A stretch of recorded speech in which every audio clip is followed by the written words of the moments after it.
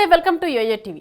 కొన్నిసార్లు మనం ఎంచుకున్న కెరియర్లో సక్సెస్ను చేరుకోవాలంటే ఎన్నో కష్టాలు, త్యాగాలను అధిగమించాల్సి ఉంటుంది. ఈ యంగ్ క్రికెటర్ని చూస్తే నిజమే అనిపిస్తుంది. అది మొహాలీ స్టేడియం ఇండియన్ ప్రీమియర్ లీగ్లో భాగంగా Sunrisers Hyderabad Punjab Kings match జరుగుతోంది. మొదట బ్యాటింగ్కు దిగిన హైదరాబాద్ టీం కేవలం 39 పరుగులకే 3 వికెట్లు కోల్పోయి కష్టాల్లో ఉంది. ఈ సమయంలో క్రీజులోకి వచ్చాడు తెలుగు కుర్రాడు నితీష్ కుమార్ రెడ్డి. అతడు ఏం చేస్తాడు?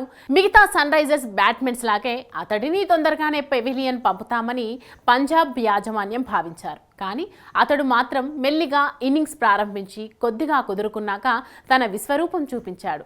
కళ్ళు చెదిరే సిక్సర్లు, చక్కటి ఫోర్లు బాదుతూ కేవలం 37 బంతుల్లోనే 64 పరుగులు చేసి మ్యాచ్ ఇన్నింగ్స్ ఆడాడు. దీంతో ఒక్కసారిగా నితీష్ కుమార్ రెడ్డి స్టార్ ప్లేయర్స్ జాబితాలో చేరిపోయాడు. ఒక్క మ్యాచ్లో అతడు ఓవర్ నైట్ స్టార్ అయిపోయాడు. కానీ అతడి విజయం వెనుక తండ్రి గొప్ప త్యాగం ఉంది.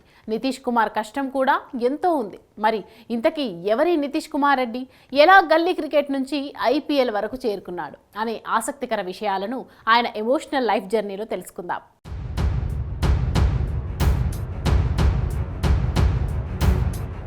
ఒకే ఒక సుడిగాలి ఇన్నింగ్స్తో వెలుగులోకి వచ్చిన నితీష్ కుమార్ రెడ్డి అచ్చ తెలుగు కుర్రాడు. ఆంధ్రప్రదేశ్ రాష్ట్రంలోని విశాఖపట్నం అతడి స్వస్థలం.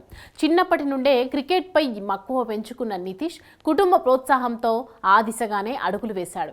విశాఖ గల్లీల్లో క్రికెట్ ఓనమాలు నేర్చుకున్న అతడు ఇప్పుడు ఐపీఎల్లో అదరకొడుతున్నాడు.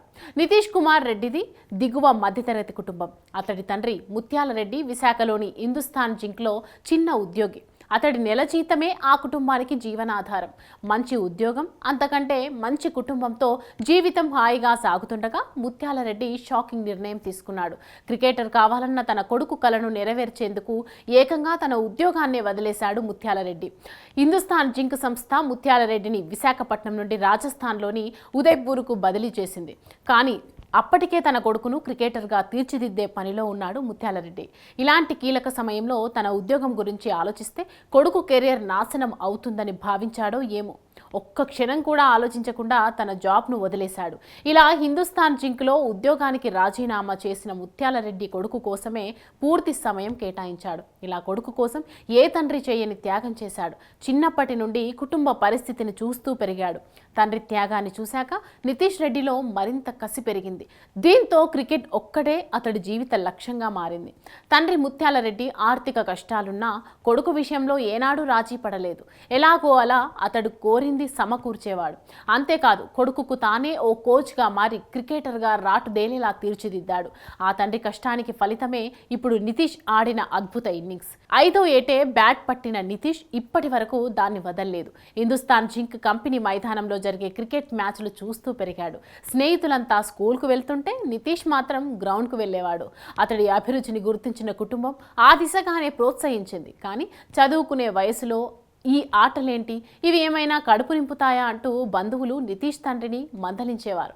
కానీ అతడు మాత్రం తన కొడుకుపై పూర్తి నమ్మకాన్ని ఉంచాడు. అటు బ్యాటింగ్ ఇటు బౌలింగ్లో రాటుదేరిన నితీష్ టీమిండియా మాజీ ప్లేయర్ ఎంఎస్కే ప్రసాద్ కంటపడ్డాడు. అతడి టాలెంట్ను గుర్తించిన ఎంఎస్కే కడపలోని ఏసీఏ అకాడమీలో చేరేందుకు సహకరించాడు. అక్కడే నితీష్ పరిపూర్ణమైన క్రికెటర్గా మారాడు. దేశవాళీ క్రికెట్లో ఆంధ్ర తరపున ఆడే అవకాశం నితీష్ కుమార్ రెడ్డికి దక్కింది. ఆల్రౌండర్గా సత్తా చాటిన అతడు ఇండియా అండర్-19 బి టీంకు ప్రాతినిధ్యం వహించాడు. 17 ఫస్ట్ క్లాస్ మ్యాచ్లు ఆడిన ఇతడు 566 పరుగులు చేశాడు. ఆంధ్ర తరపున రంజీ ట్రోఫీలో 7 మ్యాచ్లు ఆడి 366 పరుగులు చేశారు. అందులో ఒక సెంచరీ కొట్టాడు. చక్కటి బ్యాటింగ్, అద్భుతమైన బౌలింగ్ ప్రదర్శనతో సన్ రైజర్స్ టీం మేనేజ్మెంట్ దృష్టిలో పడ్డాడు. దీంతో అతడిని వేలంలో 20 లక్షల రూపాయల కనీస ధరకు దక్కించుకుంది హైదరాబాద్ టీం. అందివచ్చిన అవకాశాన్ని సద్వినియోగం చేసుకున్న అతడు తాజా ఇన్నింగ్స్తో స్టార్గా మారాడు. ఇక మీదట కూడా క్రికెట్లో నితీష్ కుమార్ రెడ్డి మరింత ఉన్నత స్థాయికి చేరుకోవాలని కోరుకుందాం.